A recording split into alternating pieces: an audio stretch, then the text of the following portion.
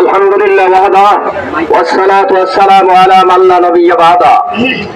সংগ্রামী তৌহিদি জনতা, জমিয়ত উলামায়ে ইসলাম বাংলাদেশ পটুয়াখালী জেলা শাখা কর্তৃক আয়োজিত আজকের এই পরিবার মুখর বিক্ষোভ মিছিলে সম্মানিত সভাপতি, জমিয়ত উলামায়ে ইসলাম বাংলাদেশ পটুয়াখালী জেলার সম্মানিত সভাপতি ও কেন্দ্রীয় যুগ্ম মহাসচিব হযরত মাওলানা আব্দুল্লাহ কাউসারী সহ উপস্থিত জমিয়ত নেতৃবৃন্দ, উপস্থিত তৌহিদি জনতা ও ছাত্র জমিয়তের নেতা কর্মীরা, সংগ্রামী ভাইয়েরা, আমাদের জানা আছে আজ সারা বিশ্বে মুসলমানদের উপর চরম নির্যাতন চলছে।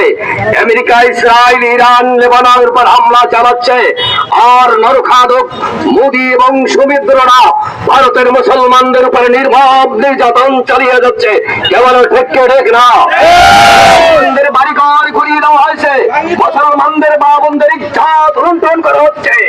এতে মুসলমানরা চুপ করে বসে থাকতে পারবে না।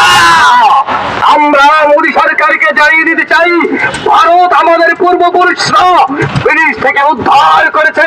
প্রয়োজনে আমরা জিহাদ করে ভারতের বুকে, দিল্লির বুকে ইসলামী পতাকা উড্ডীন করবে ইনশাআল্লাহ। মোদী, তোমাদের জানো নাই, বড়খাদ হিন্দু তোমরা জেনে রাখো, মুসলমান ওই জাতির নাম যারা রোম আর পারস্যের বিরুদ্ধে লড়াই করে ইসলামী পতাকা উড্ডীন করেছে। আমাদের দিল্লিতে মুসলমানেরা প্রতি ইসলামী পতাকা উড্ডীন করেছে।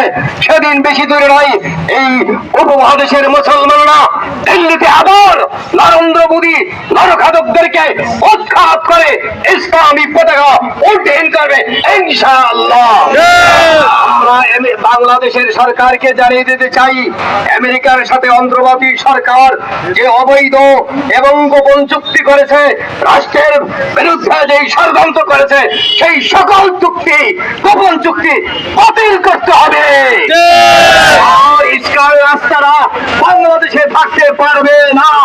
যদি বাংলাদেশে থাকে, ইসরায়েল রাস্তারা বাংলাদেশের জমিন থেকে করিয়ে দেওয়া হবে, করিয়ে দেওয়া হবে, করিয়ে দেওয়া হবে।